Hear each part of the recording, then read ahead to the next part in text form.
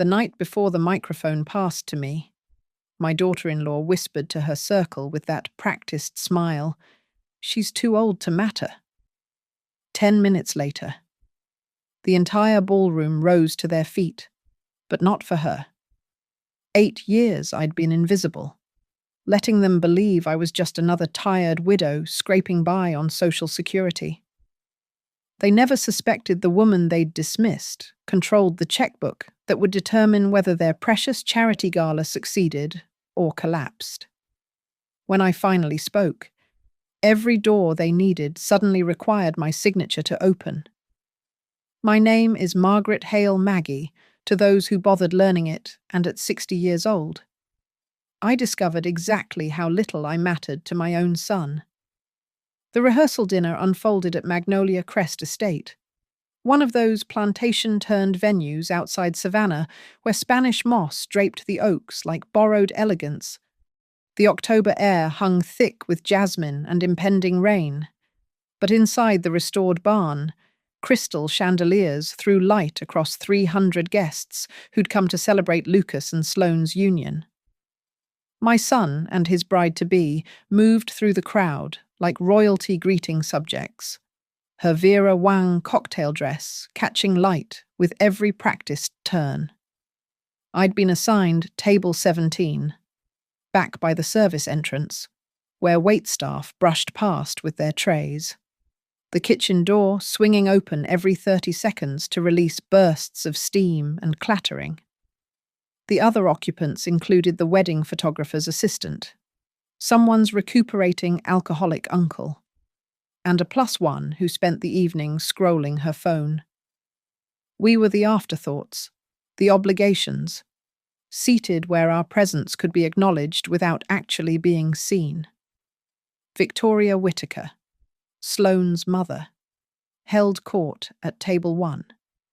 Naturally, her laugh, that specific pitch that only comes from absolute social certainty, carried across the room.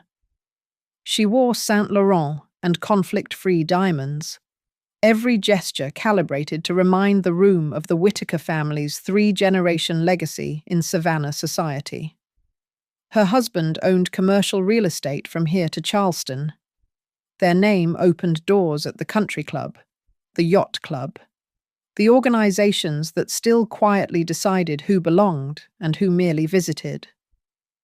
I watched Sloane lean into her circle of bridesmaids, all of them polished to the same high gloss, all of them under 35. Their conversation floated over the Glenn Miller Orchestra's rendition of Moonlight Serenade, but in that peculiar acoustics of the space, words carried to table 17 with unfortunate clarity.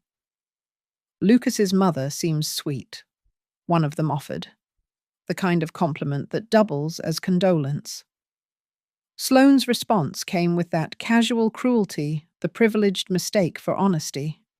"She's too old to matter. We'll see her at holidays. Send flowers on her birthday. Lucas understands we can't have her too involved. Imagine her at the club functions." The bridesmaids' laughter tinkled like breaking glass. My son stood 3 feet away, champagne flute in hand. I waited for him to say something. Anything. Instead, he touched Sloane's elbow and guided her toward the Whittaker's business associates. His silence landed harder than her words. The evening contracted to a series of small humiliations. The catering captain forgot to serve our table until the main course had gone cold. The wedding planner walked past 5 times without acknowledging my wave. When I finally stood to find the restroom, a groomsman assumed I was lost and tried to direct me to the staff facilities. Then Victoria's emerald bracelet went missing. "It was right here," she announced, her voice cutting through the orchestra. On the cocktail table, just for a moment while I adjusted my shoe. The room's energy shifted, conversations dying mid-sentence. Security appeared when had this estate hired security for a rehearsal dinner, and Victoria's eyes swept the crowd with theatrical concern. "I'm sure it's simply been misplaced," she said, but her gaze landed on our forgotten table, lingered on the +1, the alcoholic uncle, and finally, deliberately, on me. Though perhaps we should check everyone's things. For insurance purposes, you understand. The security guard approached table 17 first. Of course he did. Ma'am, would you mind? I opened my clutch, a decade-old Coach bag that had seen better days, and let him pour through the contents. Lipstick, reading glasses, tissues, the emergency $20 bill I always carried. The room watched in that particular silence that accompanies public shame. Sloane whispered something to Lucas. He crossed the room, not to defend me, but to manage me. Mom, just cooperate, he said quietly, his hand on my elbow like I might bolt. You're making this worse. I'm making this worse. You're causing a scene. The bracelet materialized 10 minutes later in Victoria's Hermes bag. How silly of me. But by then, I'd been thoroughly catalogued as the mother who'd needed searching, the woman whose poverty made her suspicious, the embarrassment Lucas would need to minimize at the actual wedding. Perhaps, Victoria suggested with surgical kindness. Tomorrow's ceremony might be overwhelming for some of our older guests. The heat, the crowds. We'd certainly understand if anyone needed to watch from somewhere more comfortable. Lucas's hand tightened on my elbow. Mom's looking forward to it, aren't you?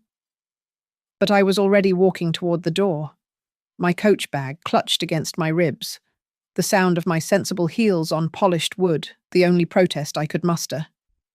Behind me, I heard Victoria stage whisper, "Poor thing. This must all be so much for her." The valet took 15 minutes to retrieve my 10-year-old Honda from wherever they'd hidden it among the Mercedes and Teslas. When he finally pulled up, the driver's door groaned as he exited a sound that seemed to confirm everything they'd already decided about Margaret Hale.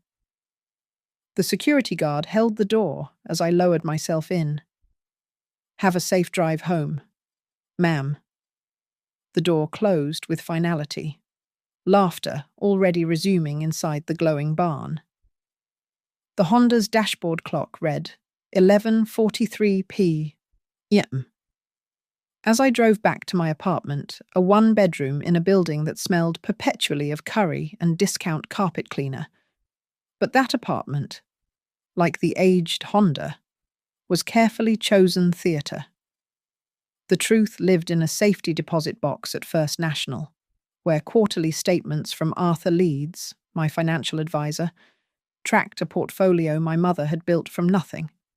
Mother had been a surgical nurse who'd married a real estate developer, my father just long enough to learn his business before his heart attack left her with 3 rental properties and a 2-year-old daughter. She'd parlayed those 3 buildings into 12, then into a management company, all while wearing the same wool coat for 15 winters and clipping coupons for groceries. "Money talks," she'd told me, "but only fools let it speak too loudly." When she died 5 years ago, the trust she'd established passed to me $8 million in diversified assets, generating roughly $400,000 annually, enough to live however I chose. Instead, I'd kept my job managing the coffee counter at a downtown Marriott, kept the Honda, kept the modest apartment. I'd wanted Lucas to understand work, to value earning rather than inheriting. What a spectacular failure that had been. I'd watched him transform the moment Sloane entered his life 2 years ago. My son, who'd once helped me serve Thanksgiving dinners at the shelter, now spoke of networking and social capital. He'd learned to be embarrassed by my employment, introducing me vaguely as someone who worked in hospitality. The Whitakers had taught him to see poverty as a character flaw, struggle as a choice made by people too lazy to choose otherwise.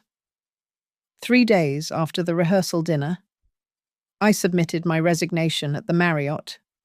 My manager, surprised, asked if everything was all right. "I'm pursuing other opportunities," I said, which was true enough.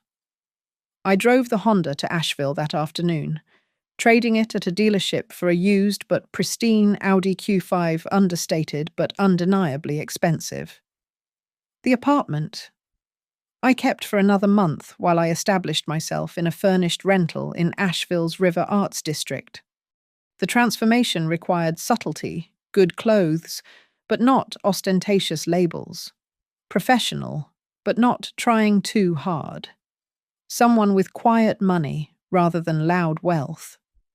Arthur Leeds met me at his office overlooking the French Broad River, his expression curious when I explained what I wanted. "You're finally ready to deploy the capital. Strategically," I said. "I need introductions to the hospitality sector, specifically high-end event planning." He leaned back, studying me over his reading glasses.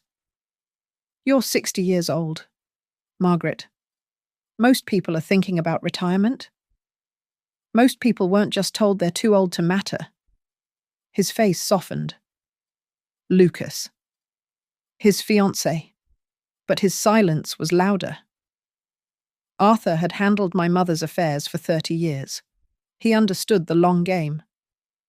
Within a week, he'd arranged coffee with Jennifer Carlisle, founder of Atelier Northlake Events, who was seeking a strategic partner after her previous investor had died unexpectedly. Jennifer was everything Sloane pretended to be, actually sophisticated rather than performatively so. Her silver hair was cut in a severe bob that somehow looked French, and she wore architectural jewelry that suggested taste rather than price tags. We met at her office, a converted warehouse where exposed beams met Italian furniture, where every surface suggested intentional restraint.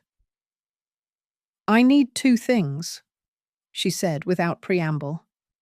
"Capital, and someone who understands that true luxury is invisible to those who don't belong. 500,000 for 40%, I countered. "And I work operations, not as a figurehead, actual work." She laughed, surprised. "You want to answer vendor calls, manage setup crews, handle client meltdowns at 2 a.m. I want to understand every detail of how this world operates." Over the next 6 months, I learned not just the surface elements, which flowers suggested new money versus old, how to read a room's anxiety level by the pitch of conversation, but the infrastructure. Who actually controlled guest lists? How charity boards interconnected with social hierarchies? Which events were about raising money and which were about raising status? I catalogued every slight against service workers, every casual cruelty toward anyone deemed unimportant. The clients who demanded waitstaff remain invisible. The board members who referred to anyone over 50 as past their prime. The society wives who treated vendors like furniture necessary but unworthy of acknowledgement. "You're keeping a list," Jennifer observed one evening as we reviewed contracts for a museum gala. "I'm keeping several lists." She smiled. "Good. The best revenge is served with excellent catering." The email from Arthur arrived 8 months after I'd left Savannah. "Interesting opportunity? Whitmark Foundation needs new event management for their Luminescence Gala after Preston Events faced that unfortunate scandal. Victoria Whitaker is desperate. Their primary donor is threatening to pull funding without a flawless event. Jennifer could position Atelier Northlake as the solution." I stared at the screen, feeling the pieces align like tumblers in a lock. "Forward it to Jennifer," I replied. "Tell her I'll lead this one personally." The contract negotiations for the Whitmark Foundation took place in a glass tower overlooking Atlanta, where corporate wealth dressed itself in philanthropic intentions. Jennifer brought me as her operations specialist, introducing me as M. Hayes, close enough to my real name to avoid legal complications, different enough that no one would connect me to the woman searched for jewelry at a Savannah rehearsal dinner. Victoria Whitaker commanded the conference room like she commanded everything else, with the assumption that her presence was a gift others should appreciate. She hadn't aged so much as calcified, her face pulled tight by subtle procedures, her hands adorned with the kind of jewelry that required insurance riders. Beside her sat 3 board members and Whitmark's executive director, a nervous man who kept touching his tie. Preston events left us in an unconscionable position, Victoria began, as if their PR disaster, a leaked recording of Preston's CEO making racist comments, was a personal affront. Luminescence is in 4 months. Our reputation depends on perfection. Jennifer presented our portfolio with practiced ease tech launches where we'd managed 5,000 guests, embassy dinners with security protocols that rivaled state visits, charity auctions that had exceeded goals by 300%. I took notes, appeared deferential, let them see what they expected a middle-aged woman good at logistics, invisible as wallpaper. Your references are impeccable, Victoria conceded. But luminescence isn't merely an event. It's how Savannah's cultural legacy sustains itself. We understand, Jennifer said smoothly. That's why we're proposing something unprecedented. She slid across our contract. 40 pages I'd spent 3 weeks perfecting, buried on page 27. In subsection 3.2 was Appendix A, the Charter of Dignity. "What's this?" the executive director asked, actually reading unlike Victoria, who was already mentally redecorating the venue. "Our standard ethical guidelines." I spoke for the first time, keeping my voice professionally neutral. Atelier Northlake maintains certain standards regarding the treatment of all event participants' staff, vendors, guests, regardless of age, occupation, or economic status. Victoria's laugh was crystalline. "You're joking." "We're not." Jennifer's tone remained pleasant. "Any discriminatory language or behavior results in immediate intervention. It's non-negotiable." "This is absurd. You're event planners, not social engineers." "We're offering to save your gala," Jennifer reminded her. "These terms have never been an issue with clients who share our values." The implication hung in the air like expensive perfume agree, or admit your values were questionable. Victoria signed. Of course she did. Her primary donor was 48 hours from publicly withdrawing support. Over the following months, I built luminescence from the inside out. Every vendor contract included dignity clauses. Every staff briefing emphasized that no guest, regardless of perceived status, should be made to feel unwelcome. I structured the seating chart personally, placing Victoria at table 3, prominent but not central. A subtle demotion she couldn't quite articulate as insulting. The real power lay in controlling information flow. I managed the guest list, the speaking schedule, the donor recognition presentations. When Sloane submitted her toast for the program, she'd been given a spot to represent young philanthropists. I flagged 3 jokes about passing torches to fresher hands and retirement age thinking for review. These could violate the charter, I informed Victoria during a planning session. My daughter-in-law's speech needs editing. Her tone suggested I'd ask to edit scripture. The Foundation's liability insurance requires compliance with all contract terms, I replied, letting legal fear do my work. Perhaps she could focus on future achievements rather than contrasting with past generations. But I knew Sloane. I'd listened to her for 2 years, watched her perform spontaneity like jazz musicians perform improvisation practiced, deliberate, designed to seem effortless. She'd comply on paper and improvise on stage, confident that charm excused everything. I prepared for that. 2.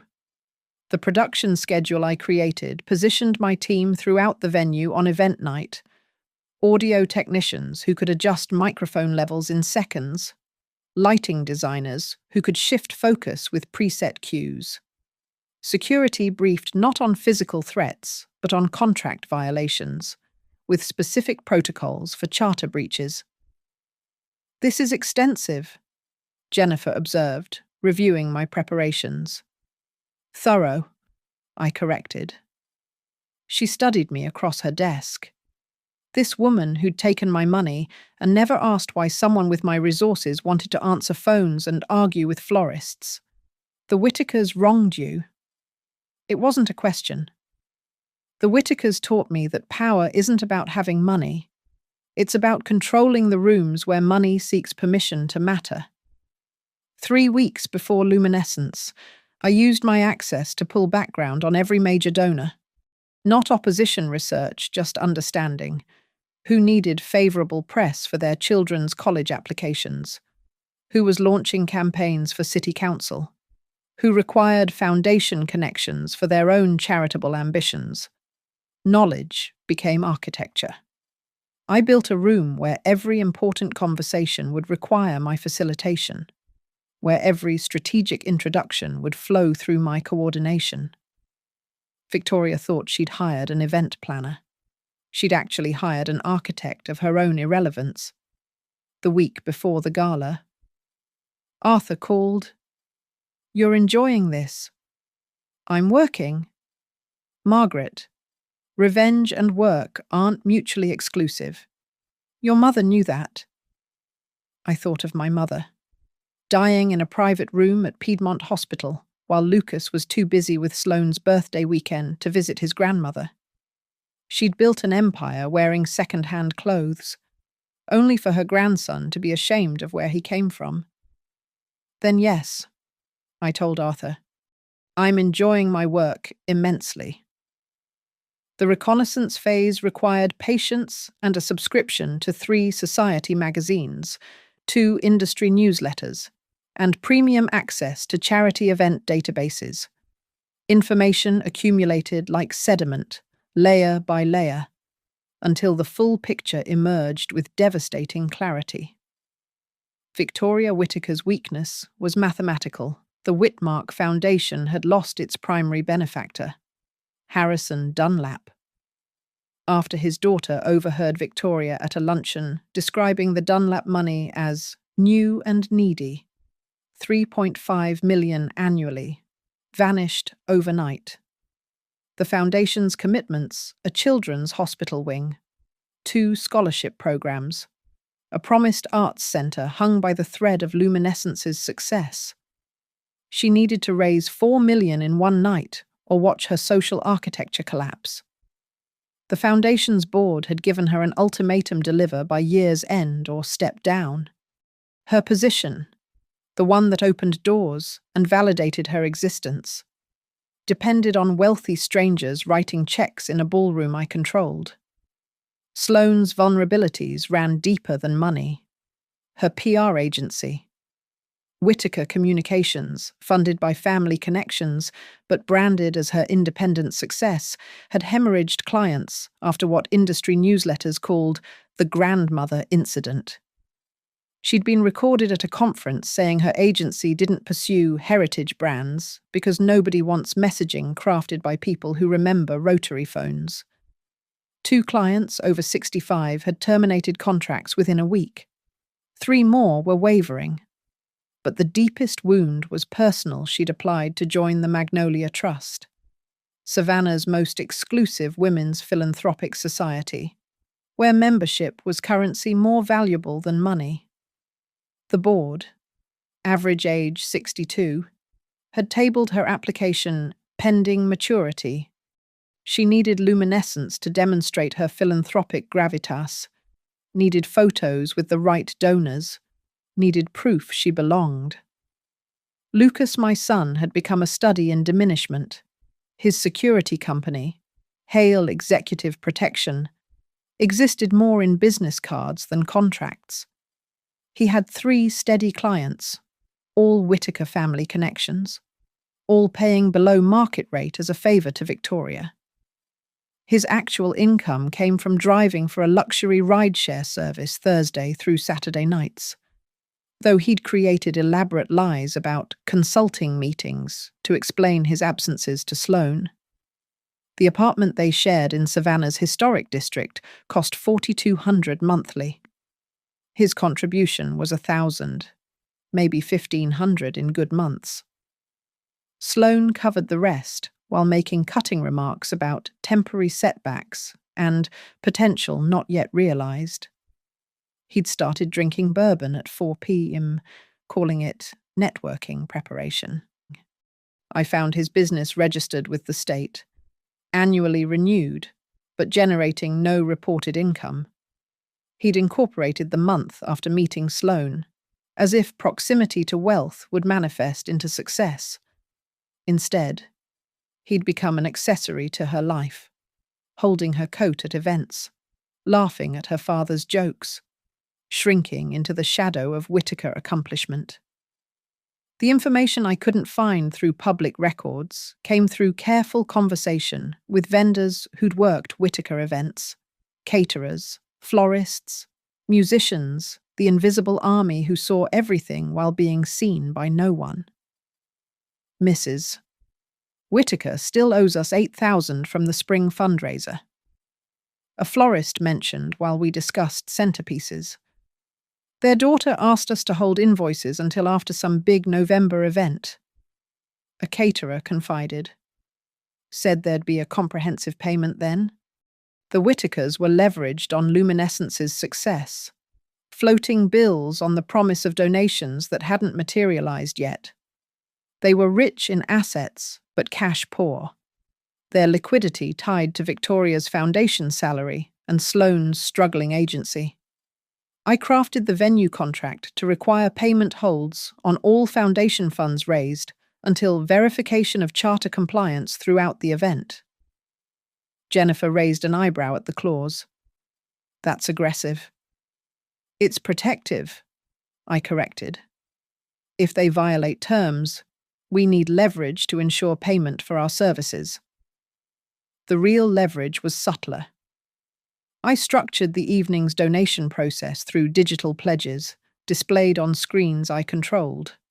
Major donors would announce commitments publicly, their generosity projected for all to see or not see, if technical difficulties arose.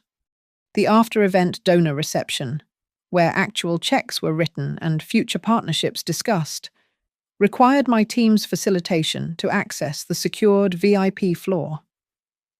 You've made yourself indispensable, Jennifer observed. I've made myself the infrastructure. There's a difference. 3 days before Luminescence, I pulled Lucas's credit report through a service the company used for vendor verification. 6 credit cards maxed. A car payment 3 months behind. A personal loan from a predatory lender at 27% interest. My son was drowning in $43,000 of debt, while his wife posted Instagram photos from restaurants where dinner cost more than his weekly income. That evening, Sloane appeared in a podcast about young women reshaping philanthropy. The host asked about challenges. The biggest obstacle is outdated thinking. Sloane laughed, that practiced sound that preceded cruelty. These foundations are run by people who think relevance comes from longevity rather than innovation. We're literally waiting for board positions to open through natural attrition, if you know what I mean. The host laughed uncomfortably. That seems harsh. It's honest. Why should my generation's vision be held hostage by people planning their funeral playlists? She'd given me everything. The podcast would air the morning after Luminescence, her words archived permanently in digital amber. I downloaded the file. saved it to 3 separate drives. The weakness wasn't just financial, it was existential. They'd built identities on foundations of sand, assuming the tide of inherited privilege would never recede. They'd mistaken circumstance for character, access for accomplishment. I updated my event notes, adding a final element arranged for podcasts to be mentioned during the donor reception, perhaps by someone asking Sloane about her fresh perspectives on philanthropy. The mirror in my hotel room reflected someone I barely recognized, not the invisible woman from Table 17, but someone who understood that revenge wasn't about destroying your enemies. It was about letting them destroy themselves while you held the spotlight steady on their performance. Tomorrow, they would walk into a room they thought they owned. They had no idea who really held the keys.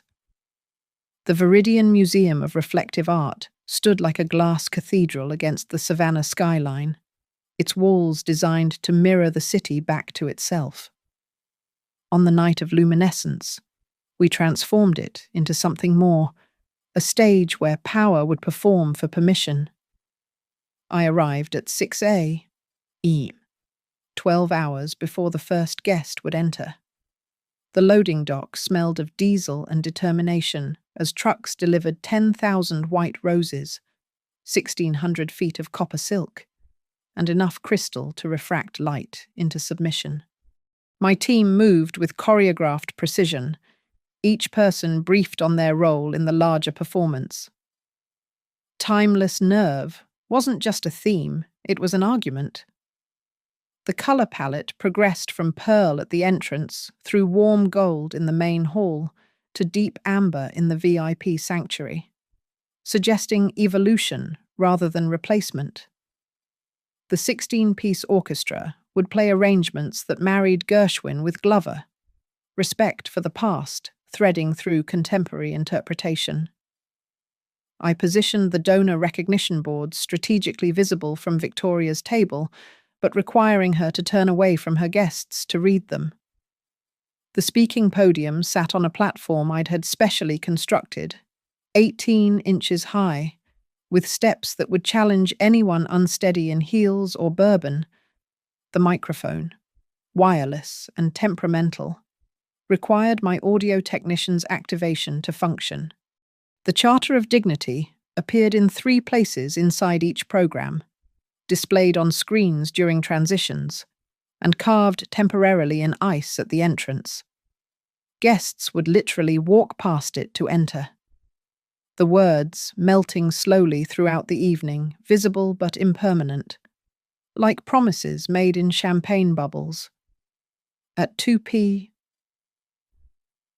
Victoria arrived for her walkthrough, Sloane trailing behind in pre-event casual that probably cost more than my entire wardrobe once had. They moved through the space with proprietary confidence, adjusting centerpieces that didn't need adjusting, questioning decisions already approved. The speaking schedule seems sparse, Victoria noted, reviewing the program. Quality over quantity, I responded. 7 speakers, 5 minutes each, with musical interludes, attention span management. Sloane's slot was 5th, positioned after the Foundation's treasurer but before the major donor recognitions, a placement that seemed prestigious unless you understood the psychology late enough that people would be loosening up, early enough that her words would be forgotten by the time checks were written. I might run a bit over 5 minutes, Sloane mentioned, that false casualness that preceded demands. The schedule is synchronized with the donation thermometer displays. Every minute counts toward the goal. I kept my voice helpfully neutral. Of course, you're welcome to adjust your prepared remarks to fit. She exchanged a glance with Victoria. They'd seen the approved remarks, sanitized, appropriate, forgettable.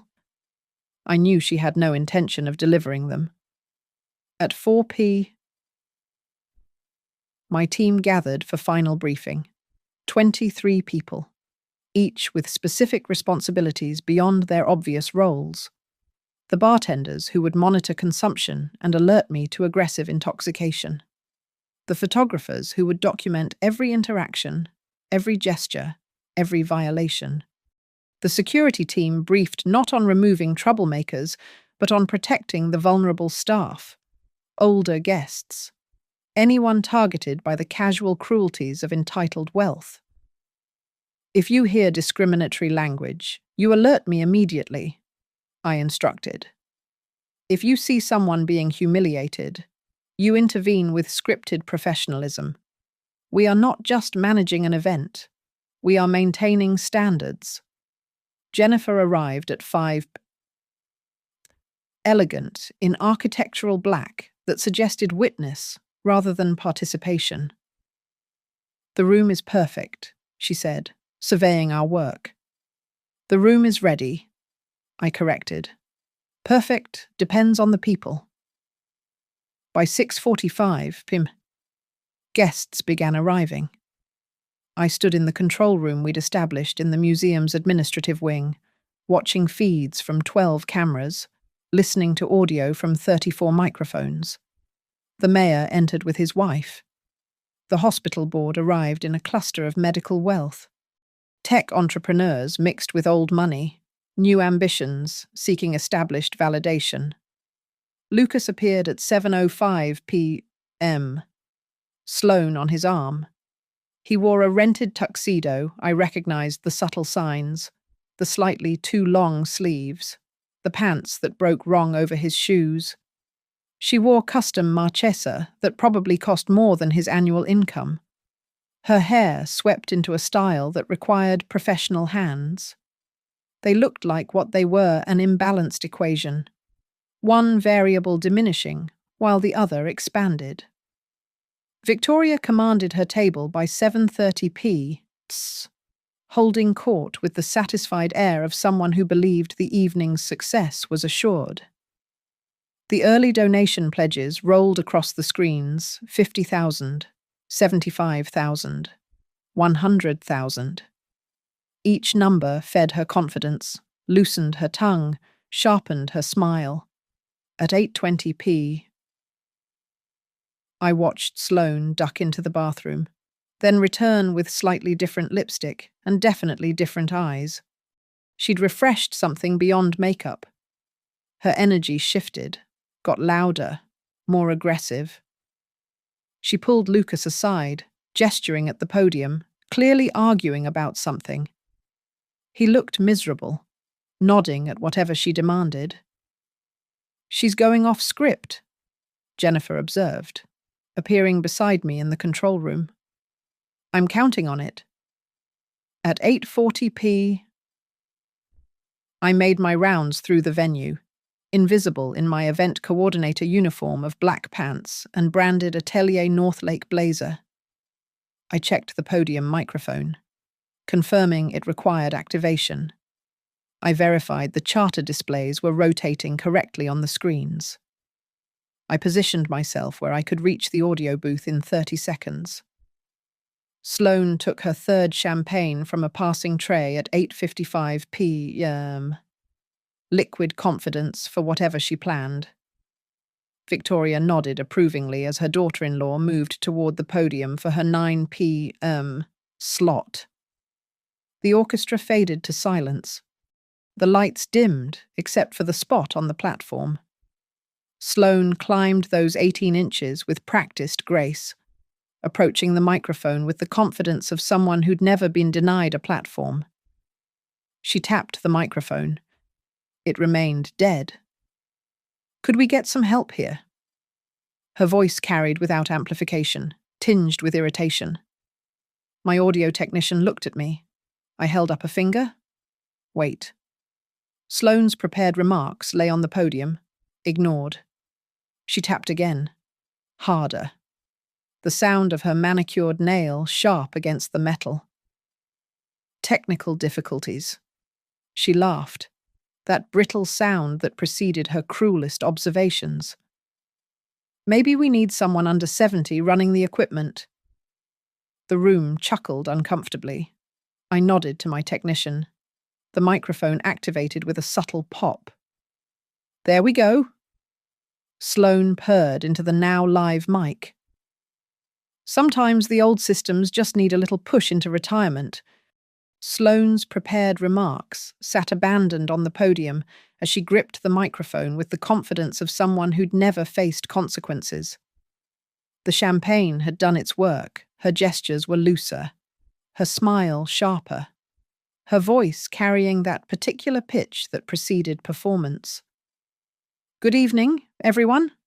I'm supposed to talk about the future of philanthropy, she began, pausing for effect. But how can we discuss the future when we're anchored to the past? A ripple of interest passed through the crowd. Victoria leaned forward at table 3, sensing her daughter-in-law departing from script, but trusting her instincts. Lucas stood near the bar, his knuckles white around a bourbon glass. The Whitmark Foundation does beautiful work, Sloane continued, her free hand gesturing broadly. But let's be honest about why progress moves so slowly. We're literally waiting for seats to open through attrition. We're planning for tomorrow with committees that remember yesterday too fondly. The room's energy shifted, uncomfortable but attentive. Several board members, average age 67, straightened in their chairs. In my agency, we have a saying, relevance has an expiration date. She laughed, that crystalline sound I remembered from the rehearsal dinner. Yet here we are, in rooms like this, pretending that wisdom comes with wrinkles, that experience matters more than innovation. We're so busy respecting the past that we're mortgaging the future. I moved toward the audio booth, my pace measured but purposeful. My technician watched me approach, his hand hovering over the control board. The real tragedy, Sloane continued, her voice gaining momentum, is that we younger voices, the ones who understand modern philanthropy, digital engagement, actual impact, we're silenced by committees that think Facebook is cutting-edge technology. We're held hostage by people who should be planning their legacy gifts, not preventing our leadership. That's when she said it, the line that changed everything. Let's stop pretending everyone in this room matters equally. Some of us are building tomorrow. Others are just taking up space until nature takes its course. The silence that followed was absolute. 300 people frozen in collective shock. Champagne glasses suspended midway to lips. Conversations dying in throats. Even the waitstaff stopped moving. I nodded to my technician. The spotlight on Sloane shifted from warm gold to cold blue, a preset we'd programmed for technical transitions. The microphone clicked off with an audible pop. On the screens surrounding the room, the Charter of Dignity appeared in 40-point font. Article 3 highlighted, any speaker who engages in discriminatory language based on age, occupation, or circumstance will forfeit their platform immediately. My event coordinator, a young black woman named Keisha, who'd been briefed for this exact scenario, approached the podium with professional grace. Ms. Whitaker, I need to escort you from the platform. You've violated the event's Charter of Dignity. Sloane's face cycled through confusion, indignation, and rage. Excuse me, I'm a featured speaker. You were a featured speaker, Keisha corrected calmly. Please step down. Victoria rose from table 3, her voice carrying across the silent room. This is ridiculous. My daughter-in-law is expressing important perspectives on modernizing philanthropy. Harrison Dunlap, the former primary donor who'd withdrawn his support, stood from table 7. Mrs. Whitaker, your daughter-in-law just suggested half this room should hurry up and die. Is that the Whitmark Foundation's official position on its donors? The calculation played across Victoria's face in real-time: defend Sloane and risk the remaining donors, or abandon her and salvage the evening. The 3.5 million she'd already lost made the decision for her. Of course not, Victoria managed. Sloane's views are her own. The Foundation values supporters of every generation. Sloane remained on the platform, gripping the dead microphone like a weapon. This is censorship. I'm being silenced for speaking truth. You're being removed for violating contractual terms you agreed to, I said, stepping into the spotlight for the first time. The room turned toward my voice. I stood at the base of the platform in my event coordinator uniform, clipboard in hand, looking exactly like what I was: someone with the authority to enforce rules. The Charter of Dignity isn't a suggestion, Ms. Whitaker. It's a binding agreement. Your remarks tonight violated 3 specific provisions. According to the terms your foundation signed, continued violations result in event termination and forfeiture of all pledged donations. The threat landed like cold water. 2.3 million in pledges hung in the balance, all contingent on successful event completion. Judge Catherine Morrison, 71 years old and responsible for a 250,000 pledge, rose from her seat. I'd like to understand more about this charter. It seems my donation supports an organization that protects dignity. Yes, Your Honor, I replied. Every aspect of tonight, from staff treatment to speaker guidelines, operates under principles of equal respect, regardless of age, position, or perceived importance. Then my pledge stands, she announced. Assuming Ms. Whitaker is immediately removed from the program. The dominoes fell quickly.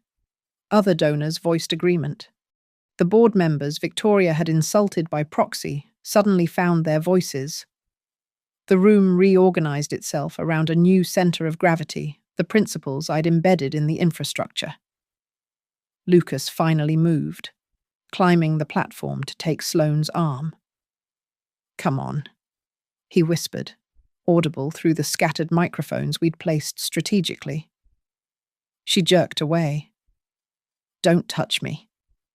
Your mother would love this, seeing me humiliated. The room heard that too. The connection sparked, but didn't quite complete your mother.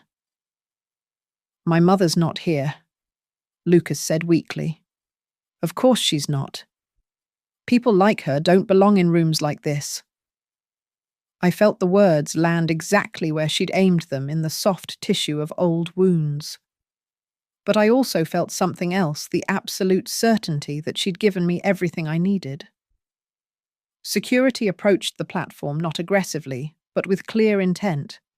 Sloane finally descended, her heels catching slightly on the steps I'd had built to precisely that specification. Lucas followed, his rented tuxedo dark with flop sweat. The orchestra, cued by Jennifer from the control room, began playing a smooth transition, The Way You Look Tonight, rendered with enough irony to release the room's tension. Conversations resumed in hushed clusters. Waitstaff returned to circulation. The evening restarted itself, reorganized around Sloane's absence. Victoria approached me near the donor boards, her face carefully composed. This is a disaster. This is a consequence, I corrected. She studied me then, something flickering in her eyes, not quite recognition, but a shadow of it. Have we met before? I'm certain you'd remember, I replied, which was true enough. The screens updated with new pledge totals. Despite, or perhaps because of the drama, donations increased. The spectacular failure of entitlement had inspired generosity, or at least performed contrition. 3.7 million and climbing. The podium stood empty for exactly 90 seconds before Jennifer's voice came through my earpiece. "You're up." I hadn't planned to speak. My name wasn't on the program. But Sloane's spectacular self-destruction had created a vacuum, and nature, like philanthropy, abhors empty space where money might gather. Board President William Carrington, sensing the evening teetering, made the calculation himself. He approached me near the donor boards, his voice low but urgent. "We need someone to restore confidence. The major gifts segment is in 12 minutes. "I'm the event coordinator," I reminded him. "You're the person who just saved our largest fundraiser from becoming a discrimination lawsuit." He glanced toward the platform. "Say something about the charter. Frame this disaster as intentional values enforcement. Please." The please from a man who hadn't said that word to service staff in decades told me everything. I smoothed my Atelier Northlake blazer and climbed those 18 inches I'd measured so carefully. The microphone activated immediately for me. "Good evening," I began, my voice steady as poured steel. "I'm M. Hayes, managing partner at Atelier Northlake Events. I wasn't scheduled to speak tonight, but sometimes the most important moments aren't on any schedule." The room settled, eager for someone to make sense of what they'd witnessed. I could see Lucas near the exit, frozen between leaving and staying. Sloane had disappeared, probably raging in the bathroom or the parking lot.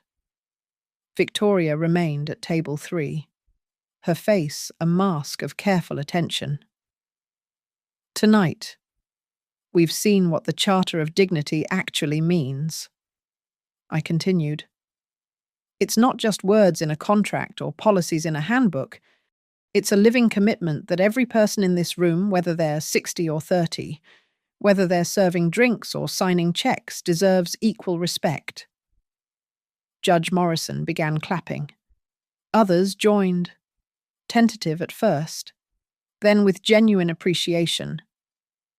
"Let me tell you about someone," I said, the applause fading. "A woman who spent 40 years serving coffee and managing small tasks, invisible to most who passed her desk. She was told, explicitly and repeatedly, that she was too old to matter, that her experience was obsolete, that rooms like this weren't meant for people like her." I paused, scanning the crowd. "She heard variations of what you heard tonight, just delivered with less champagne and more cruelty. She was literally searched for theft at her own son's rehearsal dinner because poverty made her suspicious." Victoria's face went white. The recognition hit her like cold water, her hand gripping the table's edge. "But here's what those people didn't know," I continued, my voice gaining strength. "That woman inherited a small real estate portfolio. She could have lived comfortably, could have bought her way into rooms like this decades ago. Instead, she kept working, kept serving, kept learning how these spaces actually function, who opens doors, who makes decisions, who confuses inheritance with intelligence." Lucas pushed through the crowd now, moving toward the platform with dawning horror. "She learned that real power isn't about the money you display. It's about understanding which conversations matter, which connections create change, which moments define whether an organization succeeds or fails. She learned that the people you dismiss as too old to matter are often the ones writing the checks you desperately need." I reached into my blazer pocket and withdrew a single piece of paper, a cashier's check I'd had Arthur prepare that morning. "The Second Dawn Fellowship," I announced, "is a new fund I'm establishing tonight. It will match every dollar raised at this gala, but only if the Whitmark Foundation adopts the Charter of Dignity permanently. Not just for tonight, but for every event, every meeting, every interaction going forward." The check was for $4 million. I held it high enough for the cameras to catch, for the screens to display. "My name is Margaret Hale," I said, dropping the pretense entirely. "I'm 60 years old. My son Lucas is somewhere in this room, probably wondering how the mother he was ashamed of is standing here, controlling the fate of his wife's family foundation." Lucas stood 10 feet from the platform now, his face a study in disbelief and dawning comprehension. "I vanished from their lives after being told I was too old to matter. I spent the time learning what actually matters, competence over credentials, dignity over display, the wisdom that comes from decades of watching entitled children play with inherited power." Victoria rose from her seat. But security, my security, briefed for this possibility, moved subtly to contain exits, not threatening, just present. "Mrs. Whitaker." I addressed her directly, the microphone carrying every word. "Your foundation needs $8 million to survive. You'll get it my 4 matched with tonight's pledges if you sign the charter permanently.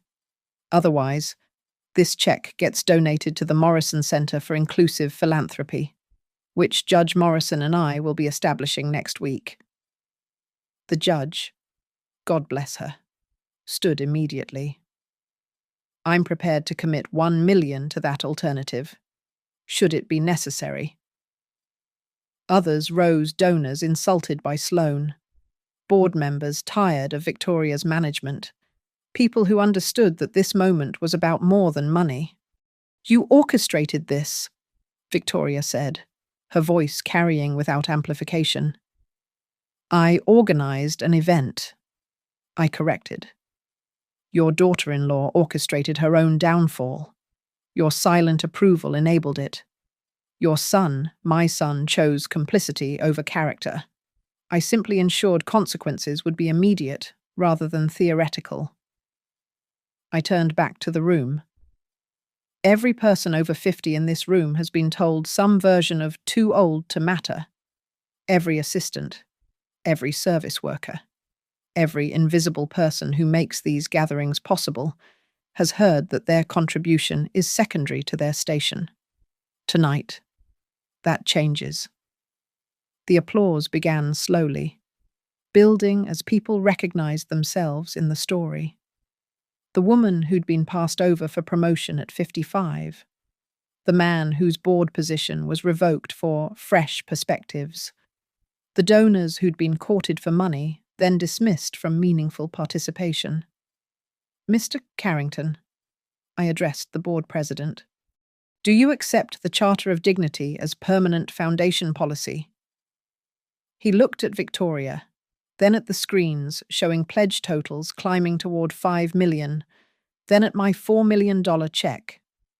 "We accept," he said firmly, "effective immediately and in perpetuity." I signed the check with a flourish and handed it to him. "Then the Second Dawn Fellowship is honored to support the Whitmark Foundation's new chapter." The room erupted. Not polite charity applause, but genuine celebration. I descended the platform, moving through the crowd that parted and reformed around me. Lucas tried to intercept me near the donor boards. "Mum, I'm too old to matter to you."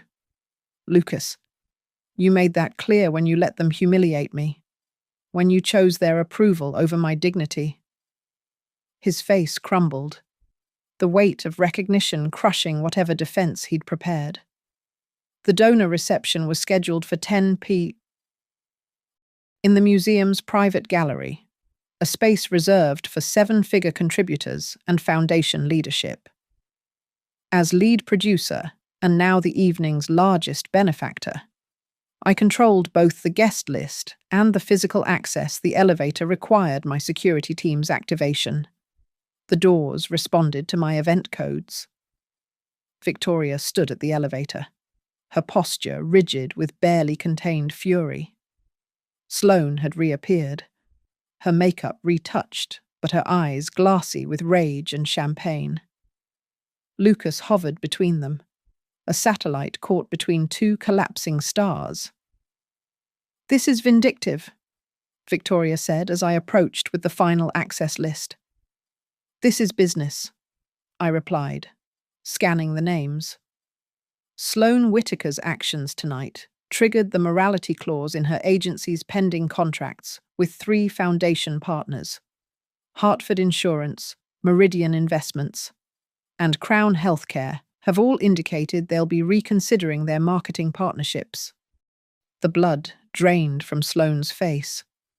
Those 3 contracts represented 80% of her agency's revenue. "You contacted them." "I didn't have to. They were in the room.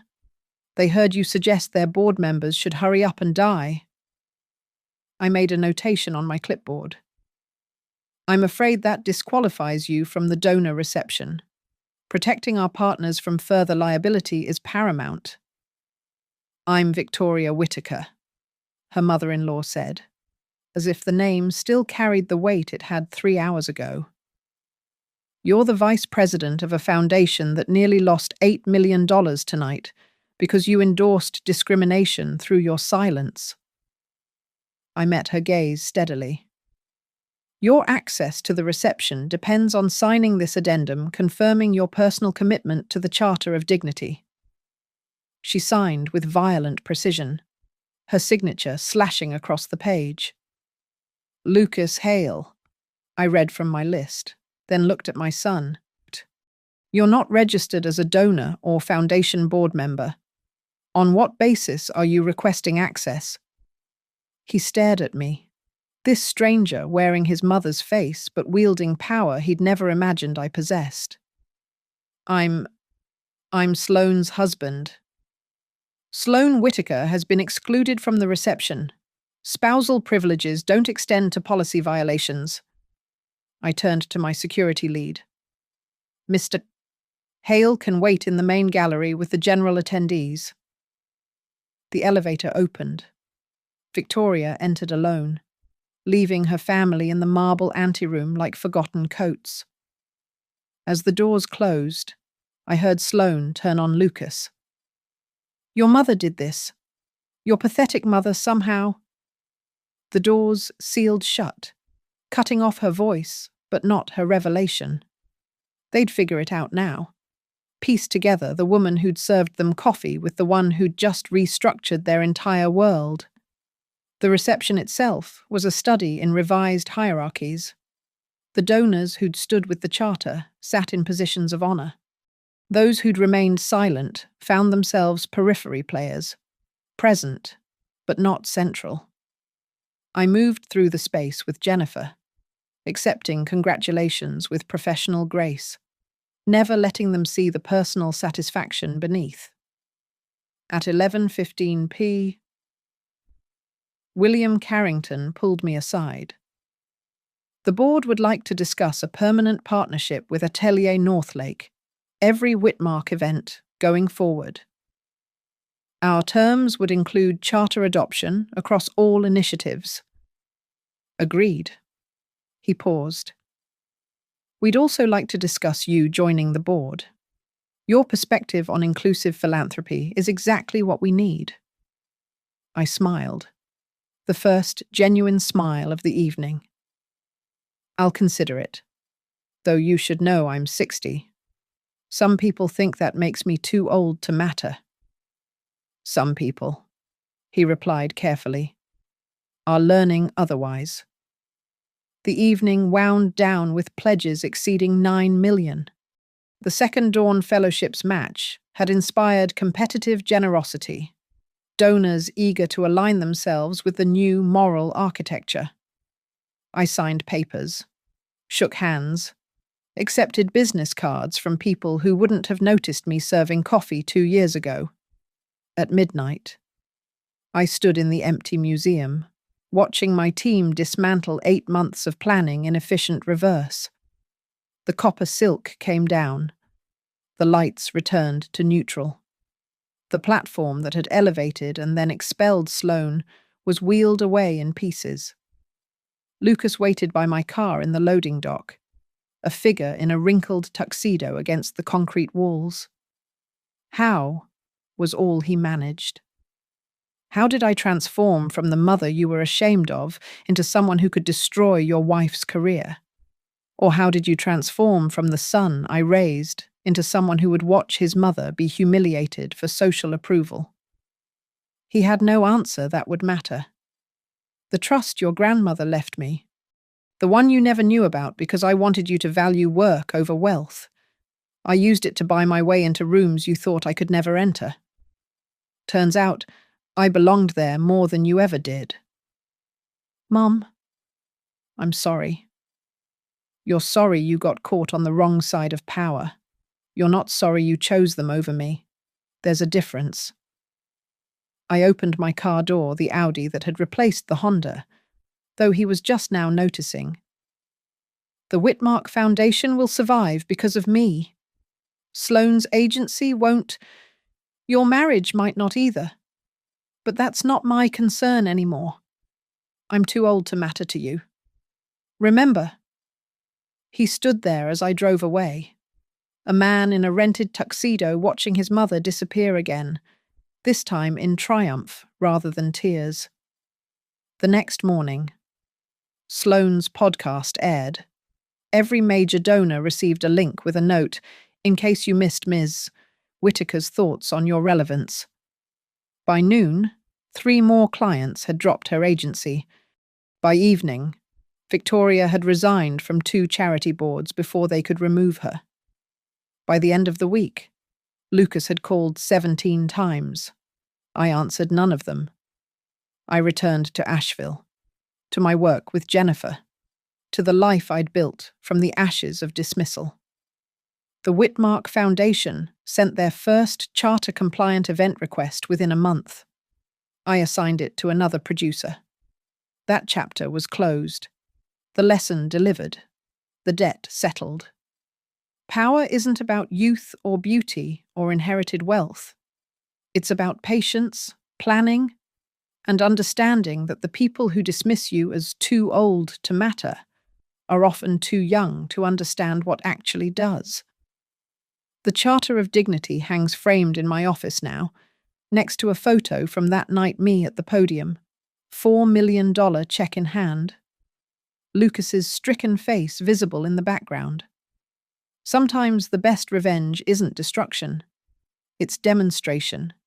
Sometimes the only way to matter is to show them exactly what it costs when you don't. Thank you so much for listening to this story. I'd love to know where you're listening from. Please comment below and let me know what country or city you're tuning in from so we can connect. If you enjoyed this story, please subscribe to the channel and share your thoughts about Margaret's revenge and whether you think justice was served. Your comments and perspectives from around the world make this community special.